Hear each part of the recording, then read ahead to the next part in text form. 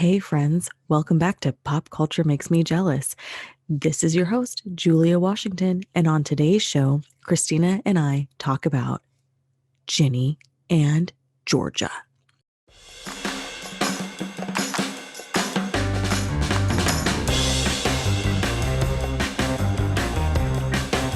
Who doesn't want like three super hot dudes? Maybe that's just me to be all like, ooh, googly eyed over Georgia. Like, ugh, pick one. Some of us aren't so lucky. I don't know. About all of their feelings. Like, I couldn't hurt that many feelings. They're all so nice in their own way. Plus, there's history with Zion. Like, that's kind of a BFD, you know? Okay. Before we really dive into this conversation, we have a really quick message for you. All right, folks, here's our pitch. Follow us on Instagram at Pop Culture Makes Me Jealous to stay up to date with all the things we're talking about in pop culture, television, entertainment, and everything you could ever want to hear us discuss. Doesn't that sound exciting? Follow us on Instagram at Pop Culture Makes Me Jealous. We will try really hard not to disappoint you. All right, friends, this is Julia. I thought I'd hop on really quickly and say spoiler alert. There are a lot of spoilers in this episode of Pop Culture Makes Me Jealous. So if you haven't seen Ginny and Georgia yet, I suggest you watch the show and then come back to this episode and listen. We are not done talking about this show. It has impacted us in such ways that we will be discussing, I'm sure, throughout the entire season this year. So without further ado, here we go.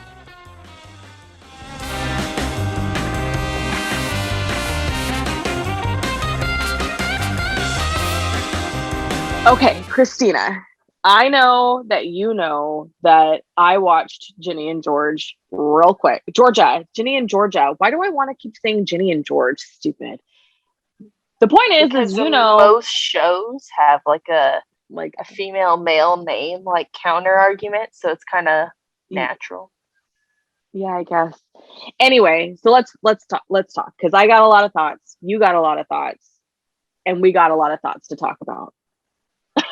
Thoughts. There's thoughts here is what she's saying, guys. So let's just just fucking thoughts. Let's just read. Oh my gosh. Okay, let's recap for everybody. Ginny and Georgia. Say thoughts one more time. I'm not going to dignify you with that. Thoughts. To recap. Ginny and Georgia is a Netflix series that it follows Georgia Miller and her children. Hold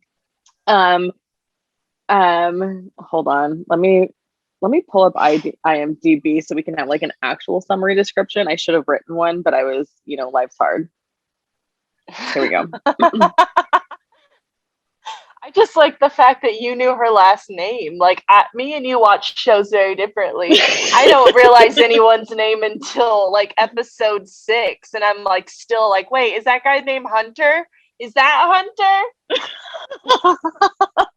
Ginny and Georgia is about a mother and daughter duo who Georgia was 15 when she had the kid. Where her first. This is terrible. Ginny and Georgia. No, this is perfect. Okay, here's the summary off of imdb.com. Ready? Yeah. Ginny Miller, an angsty 15-year-old, often feels more mature than her 30-year-old mother, the irresistible and dynamic Georgia Miller. I love that there is a television show that exists now, and more television shows are doing this, which is great, where the lead character is mixed race. And one of the reasons why I love Ginny so much more than maybe some of the other ones is because I identify so strongly with the Black dad, white mom narrative, because that's my family dynamic. There's so many things about like Ginny's relationship with her mom, not the toxic shit because her mom's hella toxic, but like just the bonding stuff where I'm just like, I totally relate to that sort of tone and like feel. Dynamic. Yeah. And then like what I also loved, this is stupid, but what I also loved, so Ginny's dad's name is Zion, who is probably one of the hottest men in the show. So we He's didn't get enough of that. beautiful. He is He so is beautiful. beautiful. He better be back for, if there's more seasons, I want him back. I want to look at him Yes. more. Yes. But I love that he rode a motorcycle because also my dad rode motorcycles. So it was Okay, like, really quick. I'm so sorry. Really no, don't quick though, apologize. because we're on the subject of Zion and he didn't get enough time in the show, so he's going to get Did enough time not. in this goddamn podcast. I love that they also have, they showed his family being the put together family Yes. and not Georgia's, because that's just as common as a Yes. situation, and that's not portrayed on TV enough. Right. I'm Right. sorry. And I just like that bugs me so much, and I was so happy to see that. Like I see so many hot mess moms with like dads that really are there and trying their best, but they're portrayed like they're yeah. not. Yeah. And I just like that. I liked that they showed that, is all I gotta say. Yeah, I agree with you on that, because one of the things that like I've always struggled with television sometimes is that like my dad's side of the family was always very polished, very um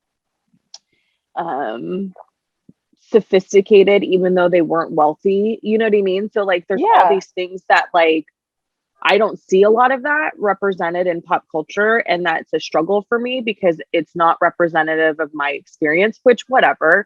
I really You know, like but that you say polished without being wealthy, because I think that's a I don't know, coming from like a Mexican family, that's such a thing. Like we want to look put together. We want to look mhm, like we want to look white. We want to like we want to look like all the white people. But then you come over and you're like, it's all held together by glue and tape.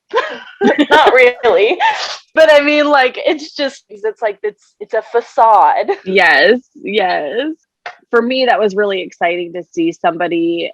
I mean, granted, you know, I'm old enough to be this child's mother, but it shows me that you're never too old to see yourself in a character when you've never seen yourself in a character before. Oh, that's such a good line. I like that. Thanks. I feel like what's funny, okay, I will say what's funny about that though is I think looking like the character is important. That's super important.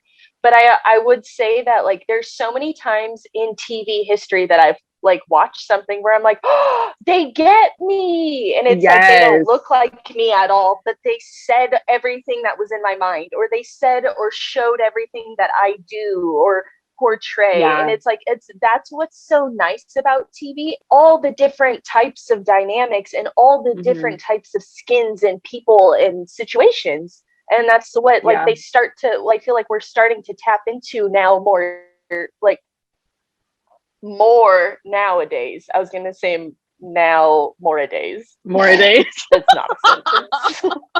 That's We're not a doing it word. more a days now, all right? Oh, that made me More think of days. Moira. Can we talk about Schitt's Creek at some point? Because Moira is an idol. Yes, she Sorry, is, but Will. that's That's a not different this day. That's a different episode. day. This That's a different day. episode, I also wanted to talk about all of Georgia's relationships. Tap into it. What do you want to talk about?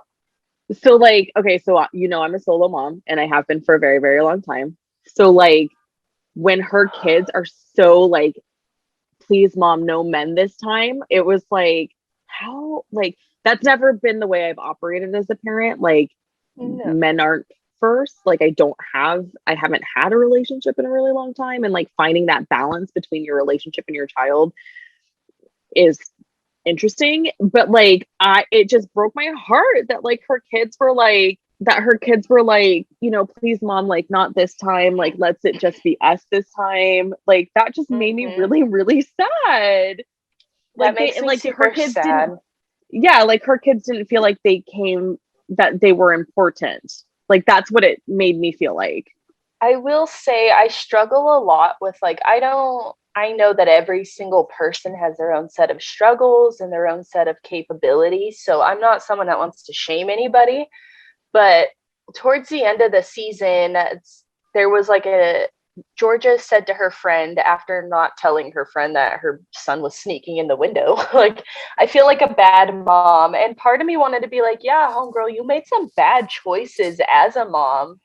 Like, and I feel like I know that like mom shaming is bad, but we also as a society need to get to a point where like we're helping people so that we feel like we can actually come to them. So we're not like, she has anyone to go to. So she makes all these irrational choices, which tends to make her seem like a bad mom. But she's doing her best in her mind to be the best mom.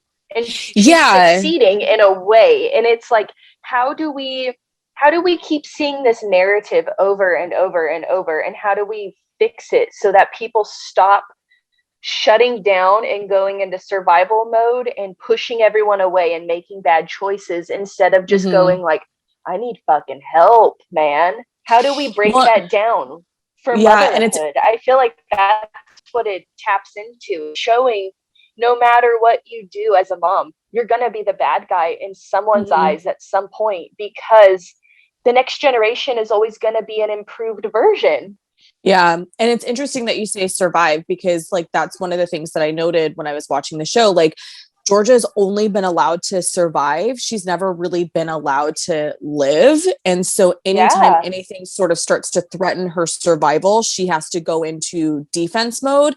And whether or not we agree with how she defends herself, like, it makes me think and reflect on all of the times as a parent when I've been in, okay, I'm on defense and I have to survive. The extremes that she goes to for her survival. On the one hand, we have this concept of like, those things are like fundamentally wrong. We all know that murder is bad, and we all know that like abuse is bad.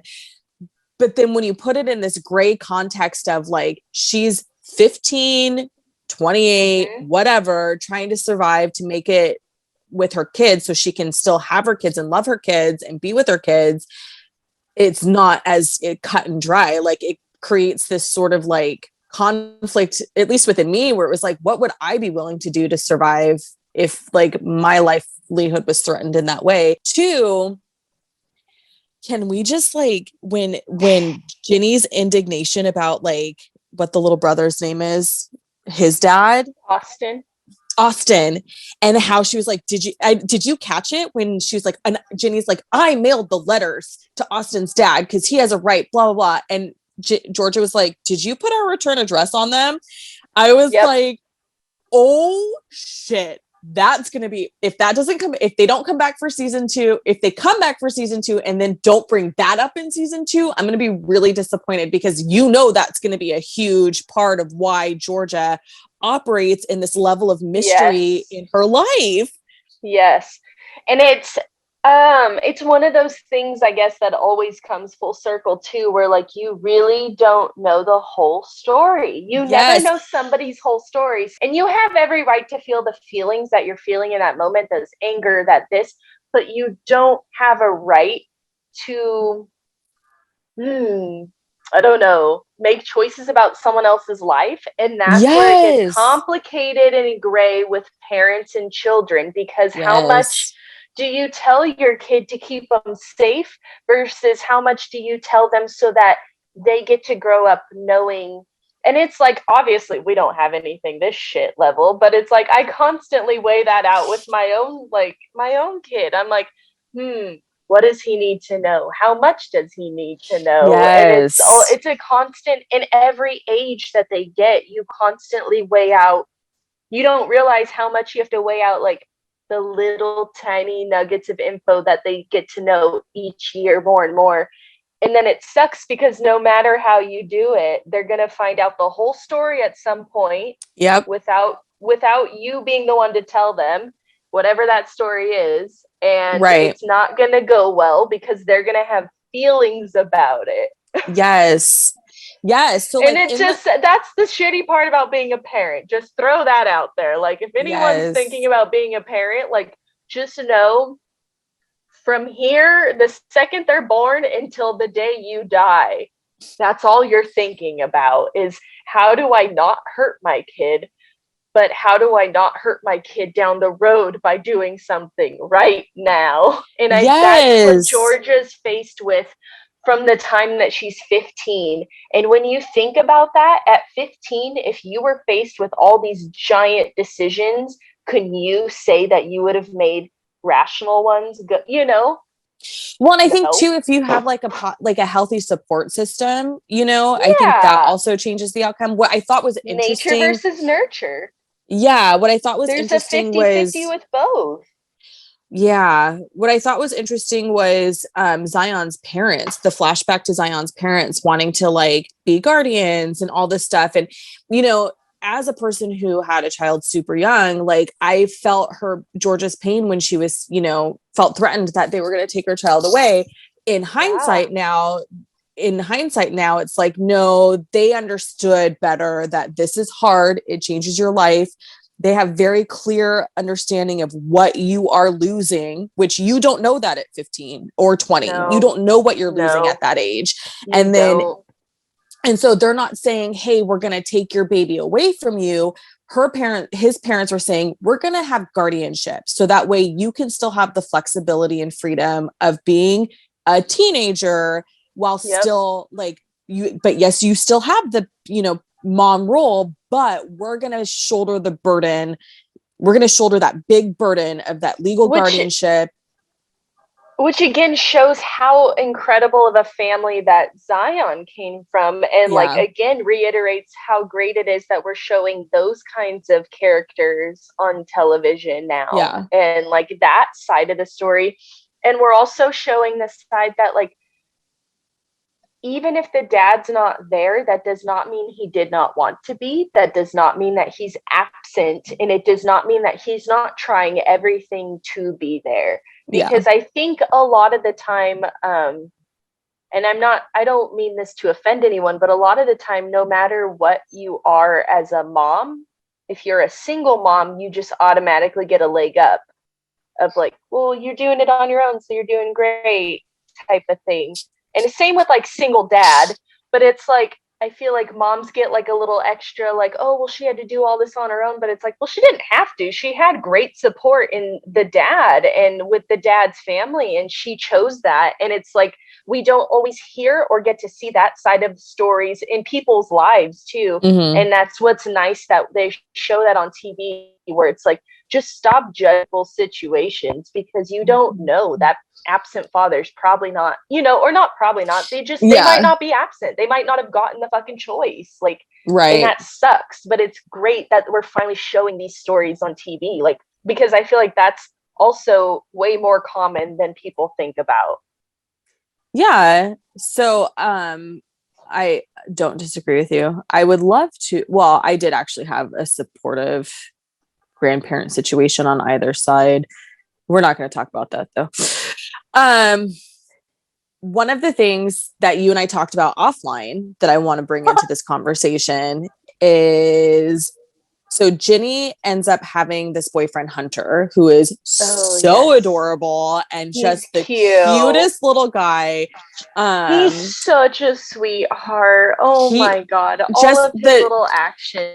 His like kindness and love and generosity. Yes, please. Can we make that into a 40-year-old man?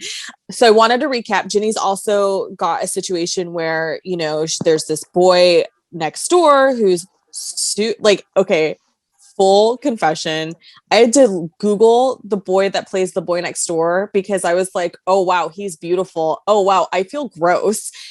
And I had to like Google to see what year he was born to make sure that I wasn't like. We got to talk about that one day. Like the age in TV and like how you're allowed to think and the about age in real life. Anyway, that's a different day. Yeah, that's a whole separate thing. But the attractiveness was just like, this is not appropriate for you to be in high school and that attractive. So there's the boy next door. Then there's the boy at school, Hunter. The boy next door also happens to be going to the school as well. So that's like Ginny's little triad. So, but okay, the conversation we had offline, and I think it was episode 8 or 9, Ginny and Hunter have a massive fight. And they're basically playing And they're basically playing the who's got a harder oppression game, which is totally like, I don't know in your experience, Christina, but in my experience, that's totally like a reoccurring theme. Oh, well, your life isn't that hard because you look other, you don't look Black. These stereotypes that, you know, darker women get don't apply to you. Okay, fair. I recognize that I have light skin privilege. I understand that. And I bear responsibility to help uplift voices that are darker than I am. Absolutely. Nothing can be accomplished when you start doing the my oppression is harder to deal with than your oppression. Blame. Yeah. And like, I mean, I don't know. That goes to say, I would just say like in arguments in general, like when you're arguing with someone, if you're going to just keep going like, well, I do this or I do that and you do that. Like that's just a shitty way to argue. So of course, when you talk about oppression or you talk about racism, it's gonna, because it all feels different because we all have different experiences with it. Mm-hmm. Yeah. And it really hit hard. And we can't really understand the other people's, because what sucks about racism is some people aren't racist to all types of people. Some are just racist to select types. And so sometimes you get selective racism. And so that feels differently versus someone who's racist against everyone, where, you know, that me and you might share experiences who, you know, in that sense, where I have different experiences from you because of our two different, you know, backgrounds. And I think that's where the arguments are never gonna work. Yeah. And what was interesting to me about their fight was I totally related to Ginny's frustrations, right? Like she's in this English class. I mean, I was lucky enough to have English teachers who were like, oh, you're kind of smart in this area. Great. That's awesome. So I didn't experience that in high school, but I did experience that sort of level of like, oh, you're going to have to catch up and you may not be good enough for this class in college. So her coming at Hunter with this conversation of like, you know, proving myself, being angry, coming across as being an angry Black girl, like, oh my God, like it hit so hard. But then what I didn't expect when Hunter was talking about when he goes to Taiwan and how it feels like in America being Taiwanese, he's just Asian. And then when he goes to Taiwan, he thinks that he's going to find peace and comfort in like his people, but then he's treated like he's white. And like, I didn't expect to like feel like that was going to be relatable, but it was, because like that's sometimes how it feels when you're like, at least in my experience, when you have this bicultural existence, right? Like, especially when you grow up in a predominantly white area like we have, where it's like, oh, you're darker than me. Yeah. So you're not like me. But then you go into the other end and they're like, oh, you're lighter than me, but you're not like me. So it's like, well, what am I like then? Damn it. So like his moment of like, it is so like, there's no place for me to fit. I was like, oh my God, Hunter, I feel that speech so hard. Yes. Okay. I say that I feel that as well, in the sense of like, depending on what time of the year it is, I will get different comments made towards me and at me because my skin tone changes so much. Yeah. And I can get very, very, very pale. So I look very white, depending on the type of makeup I do or how I do my hair, or if it's colored a little bit a certain way or whatever.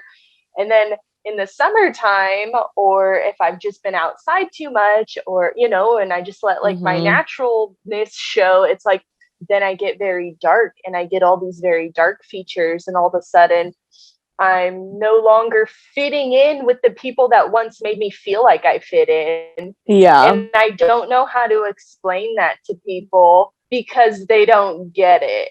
And then you don't, and then so it's like, you're constantly feeling like you constantly feel like a sham in your own body, because I will say this till forever. Like in the movie Selena, Abraham says this, and it stuck with me ever since I was a kid. You're never going to be American enough for the Americans, and you're never going to be Mexican enough for the Mexicans. You have to be more American than the Americans, and you have to be more Mexican than the Mexicans.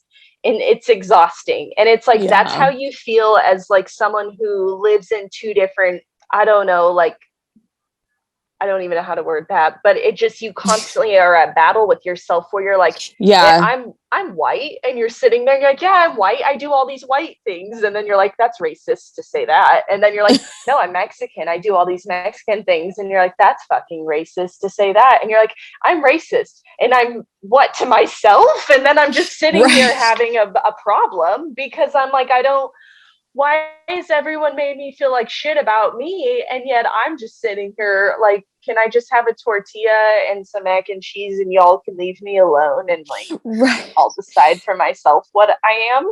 Right. Oh no. So it's interesting too that you make that quote from Selena because I forget specifically what work it was by W.E.B. Du Bois.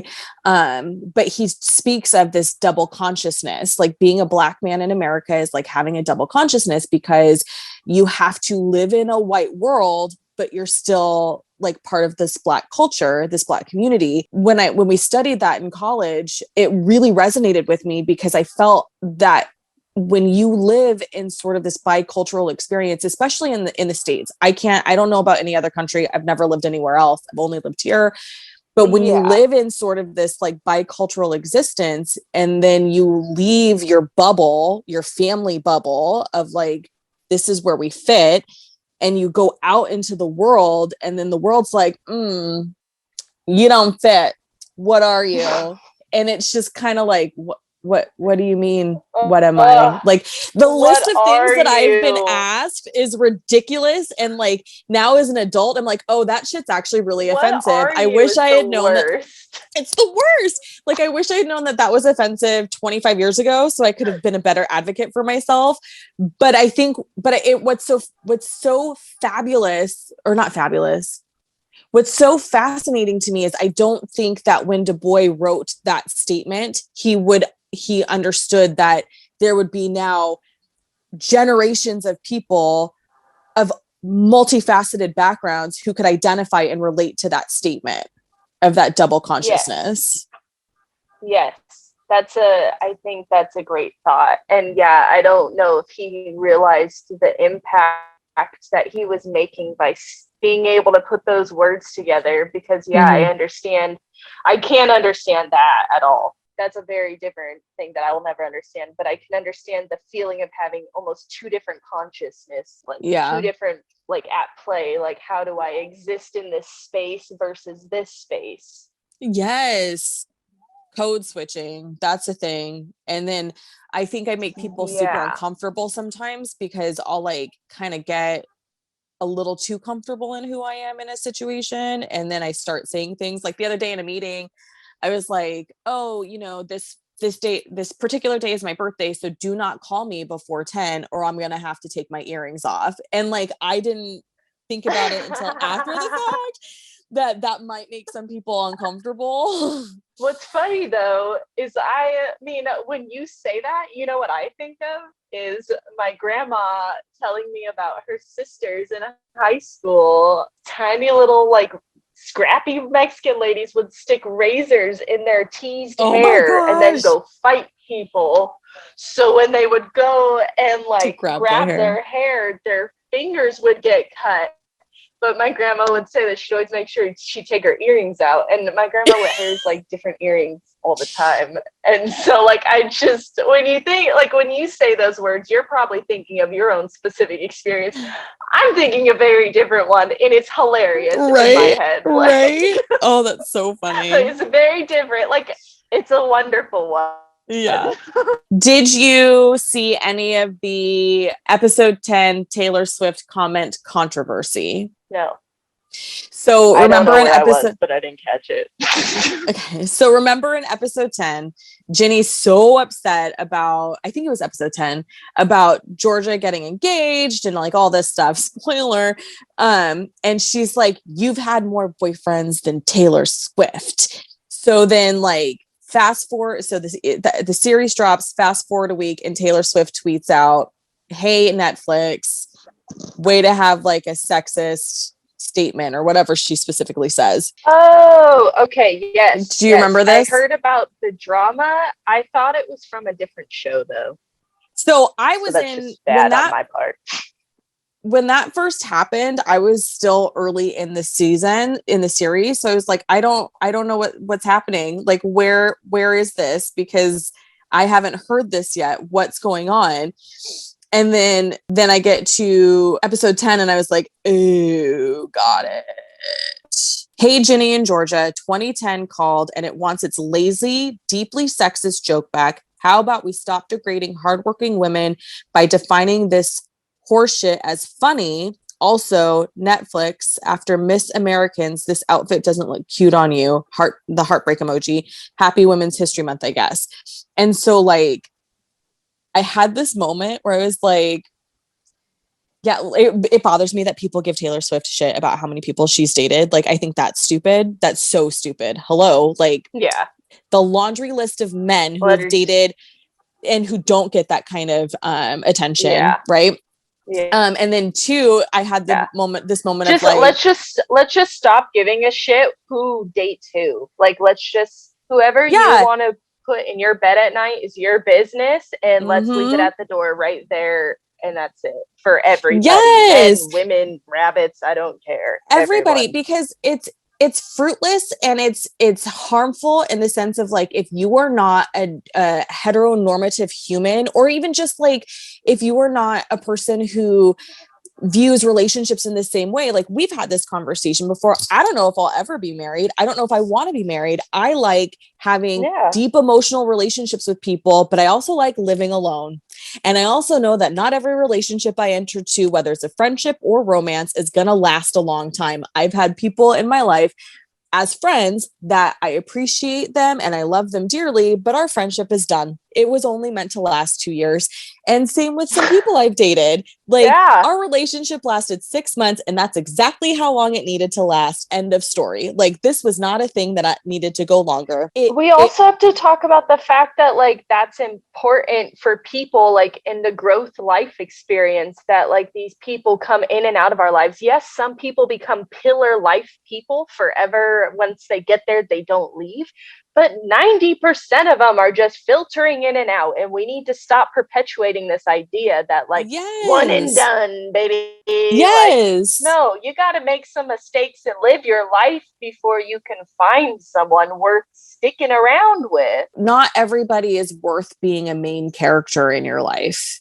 Some people are only worth 2 or 3 chapters, and that needs to be okay. My parents have been married for 50 years, and that blows my freaking mind, because they were so young when they got married that I'm just like, who would you have been? And I think about this for myself too. Like, who would you have been if you hadn't gotten married at 21? And not in like a bad way. Like, I'm not saying they're bad people. It's like just a thought. Yeah. I will say the older I get, the cooler my mom becomes, because growing up, I thought she was a very scary lady. But now I'm like, no, she just kept it very real. And it's like, she was always really open and like powerful with me, in the sense of like, you do not need to settle down. You do not need a man. You do not need a person to make you happy. Like, you go be a lady, you go live your life, you go do whatever you want. If someone is there and they make you happy, that's wonderful. But like, be you first. Yeah. And then everything else is a bonus. And I was like, okay. And I didn't follow that at all. I still tried to like fall in love a shit ton of times and settle down with all these wrong people. And I was, ignored it. And then I found the right one. And then I started going, my parents are right. And then I'm like, I don't care if we get married or not. You stuck with me. I really like you. Yeah. Oh, that's sweet. I want somebody to be stuck with me who actually likes all my quirks. Back to Georgia, because let's talk about that though, because I don't even know where I was going with that. So Georgia, having a bunch of boyfriends or dating or whatever, Georgia is a single mom now, and now she is, spoiler, she's engaged to this guy. What do you think about what he said? I feel like it was very mature of him, but also like a cocky move on his part to kind of go about it the way he did when he was like, well, your relationship with Zion was just a thing that's small and you're gonna be with me now. Like, can we just talk about that? Because I have a lot of feelings about it. And like, as much as the romantic in me wants to go like, hell yeah, the woman in me wants to go like, fuck off. So when she talks about how Zion is her penguin, penguins are one of my favorite creatures on the planet. I love that they mate for life. I love that had to be very adaptive in their environment, right? Like birds that don't fly, like they're just so fascinating to me. So when that came up that Zion was her penguin, I was like, to me, as a person who is a penguin appreciator, I was like, oh shit, she's tethered herself to Zion and she doesn't want to be untethered from Zion. Yeah. That's what I feel like too, which is why the mayor's speech felt a little not aggressive, but a very persuasive maybe. But also naive, because he's not understand, like he knows the penguin story. Like she told him that he like the penguin story, and he's still choosing to believe that he is of no consequence, of Zion is no consequence to Georgia. Like he's still choosing to believe that Zion is a small blip in her life that is no longer relevant. And having a child does not mean that you're still relevant in someone's life. I just need to make that clear. No, but here's the other thing is I was going to say, like, having a child with someone, maybe if they're not relevant to your life, but they're relevant to your child's life, and your child's life is relevant to your life. So in a way, yes, you have to care for, like, it sucks to be on my end sometimes, but I understand that Taylor has to care about his son's mother, and I wouldn't want it any other way, because it's like, yeah, that's the best way to care for our son, is caring also about what he cares about, which is his family. And to tell someone, like, I guess I'm just getting a little too aggressive, but to tell someone like that doesn't matter, like, bugs me. It bugs me when someone just writes people off and writes experiences off, because that's not how life is. And it's like, we can't be so tethered to our own egos that we just go like, oh, well, like, because it makes me insecure, like they're nothing. Like, no, fucking get over your insecurities and accept the fact that people have a place in our life for times, and that's okay. And then we can have special feelings for them that linger, that just mean that time was special. It's not that time still matters, if that makes sense. It just means at that moment in time, it was a good time. Yes. Maybe. Or not always good, but whatever. Yes. No. I don't disagree with you. I have a different perspective. And I think that... Of course. I think that in this scenario, and I'm not coming from personal experience, because we both know that I have been a solo mom for a very long time. I think in this scenario, with the way that when they portray young Georgia and young Zion, the way that she looks at him, I also think that Zion's a little naive in thinking that they would be successful together. I think that he doesn't understand that. But I think that Georgia wants to be with Zion, but she knows it won't work. And that's, I think, the biggest difference, because she's like, you are just going to lead. It's like they both have these big creative personalities, but they can't figure out how to coexist together in that. Because remember in the flashback, I would say too, it's more like, I would say that Georgia knows that, I don't know how to word this, but the reason it wouldn't work out is because I'm not saying Zion's too good for her, but the life that Zion lived is very different from her experience, and he might place judgments on her that it would make her feel so shitty, and she knows that. And so she protects her heart in a way by keeping him at a distance and stopping him, like with everyone else, just leaving all of it to herself. Leaving all of that darkness in herself and carrying that burden, so that she doesn't feel the actual burden of getting hurt, like really hurt by love. She burns all the bridges first. Yeah.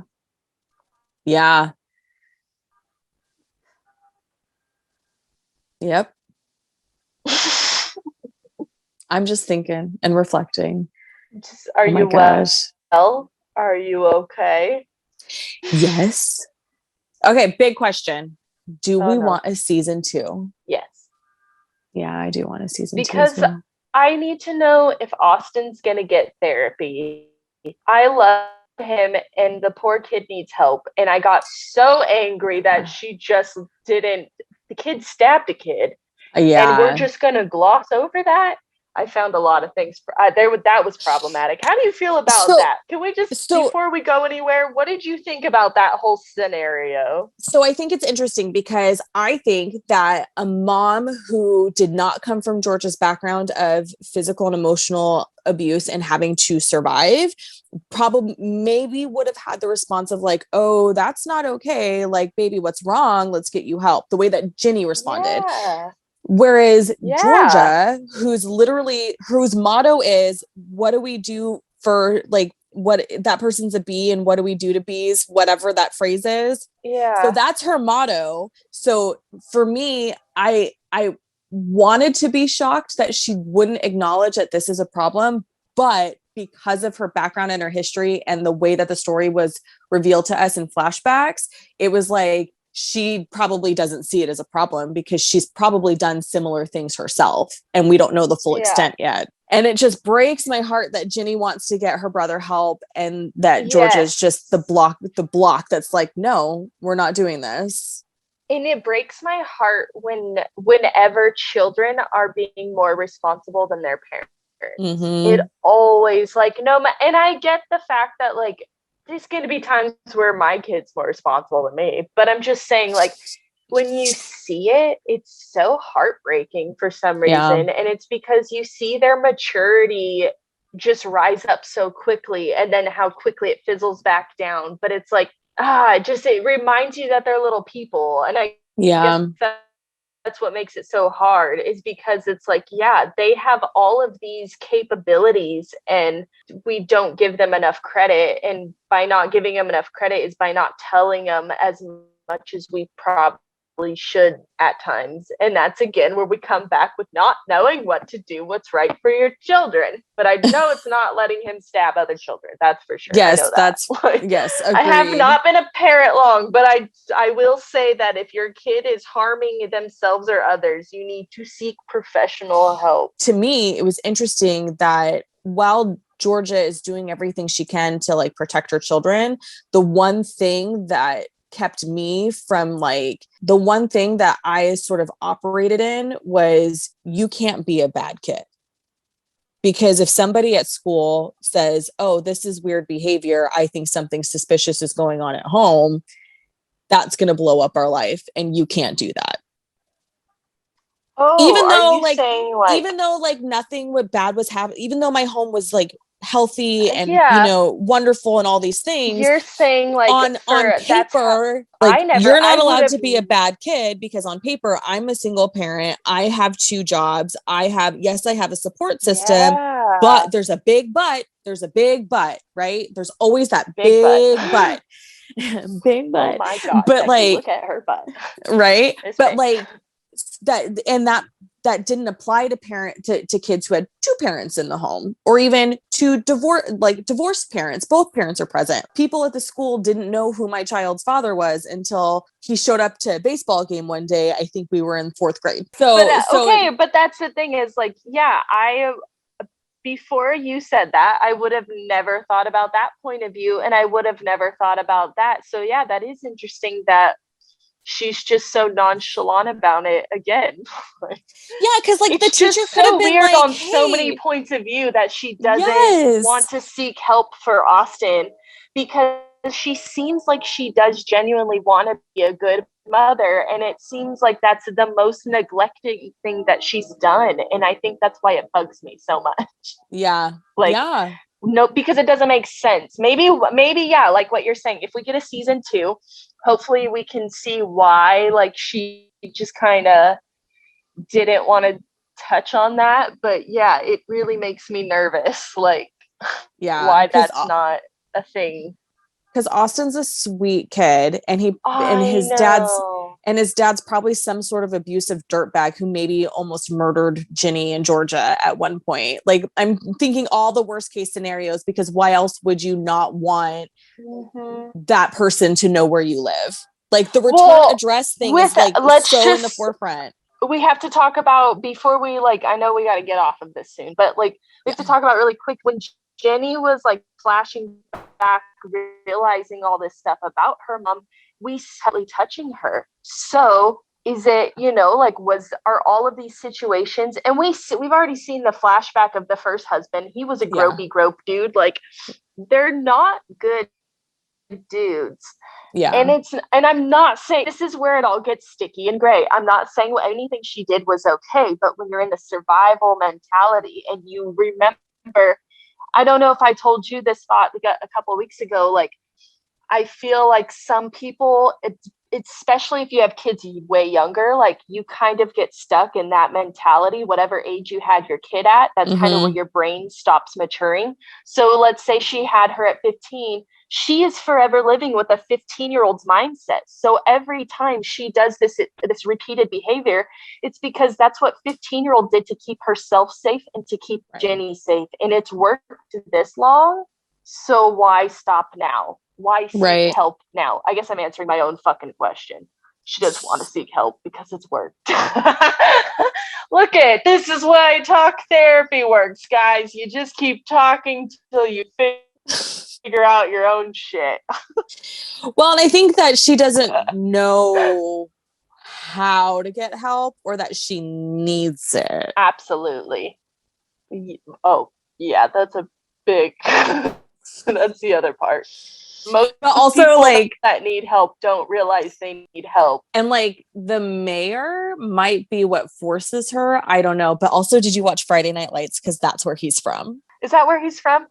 That is where he's from. A couple of things. Was he not the mayor when the heart calls? Or I don't fucking know. It's another. No, the Heart it's of like Dixie. Heart of Dixie. Not the Heart of Dixie. It's neither of those. It's one that came out with a name that's like a remake of an old Steel Magnolias. Steel Magnolias. Was he not the mayor? There have been so many remakes of Steel Magnolias that I don't know what you're talking about. I'm sorry. Steel Magnolias came out on Netflix sometime in 2020 because I watched it during pandemic time. Wait, it was a remake? So it was like it's a Netflix series, like short series or something. I don't fucking know. Figure that out. But you're Sweet Magnolias. You're thinking of Sweet Magnolias. So yes, sorry. I liked that show. He's not on that show. Oh, I thought it was the same guy. Do you hang out with townspeople this much? Why is everyone just so casual with like everyone in town? Like, I don't fucking know people around town. Girl, you should know better than to bring that up with me. True. I can't go anywhere. Like, I know, but thanks to the pandemic, I don't know anybody anymore because I was overwhelmingly paranoid about COVID and I just in general have a thing about like not contracting a communicable disease. So like I have no friends left. But prior to the pandemic, that I was that person. Yeah, maybe it's the introvert in me, but the idea of that many people knowing my name scares the shit out of me. Yeah. They're just gonna come and say hi to me when I'm out in the cold open like that? Like, I'm just trying to pick out yogurt. Please don't talk to me. Listen, I will say that if I'm running errands or doing stuff that's like maintenance, I don't want to talk to anybody. When I'm actively choosing to be social, like this whole face cover situation, I'm gonna be real sad when it's over because like I really appreciate being able to pretend like I don't recognize somebody and them in return not recognizing me. I will say, like, I'm gonna miss the fact that I just can't make stupid faces anymore at people. Or like when I'm wearing my mask and I'm like this, working on editing a project, I'm like this, okay? Yeah. I get to, like what? I can't, I can't do that when I don't have a mask on. It's going to look weird. But then I'll go like get my toilet paper for the week or whatever. And it's like, I'm just standing in line going like, pretending I'm Donnie from the Wild Thornberries, like, blah, blah, blah, blah, blah, blah, like underneath my mask, trying to get the hair out of my mouth that my mask had on it. Yep. Oh my gosh. I could probably watch Ginny and Georgia again, but not in the same way that I watch like Gilmore Girls over and over again. I think that it's a little different in terms of like what the takeaways are. I agree. I think that television now has more in-depth views and ideas and thoughts. So you can't rewatch it and feel nostalgia. You kind of rewatch it and feel almost like pain again in some ways. That's a really good point. Well, that's our show for you. It's so dark. Hey, I just meant like TV now is a lot heavier than it used to be. So I don't think you can't compare it is all I mean. Like Gilmore Girls was made in a time where TV didn't have like their deep thoughts were still shallow is all I mean. Like we didn't deep dive into the deepest where I don't know. Well, so that's a whole conversation for another day that we could have. Your thoughts on Gilmore Girls versus my thoughts on Gilmore Girls. Because like I'm basically the age of Rory. And I just watched Gilmore Girls for the first time like a couple years ago. Oh my God. That's going to be a great conversation. Yeah, remember you're the one that made me watch it. That sounds like a really good topic for us to discuss next week. That's our show for you this week. Tune in next week when we discuss Gilmore Girls and our differing opinions about deep in early 2000s versus deep now. I feel like that was a very pointed statement. Maybe it was. Maybe you tapped into something. I don't know. People will have to tune in next time to find out. All right. I guess we'll see them next time. Okay. And if you want to keep the conversation going with us this week, follow us on Instagram at Pop Culture Makes Me Jealous. All right. I'll see you next time, you weirdo. So awkward. Bye. Bye.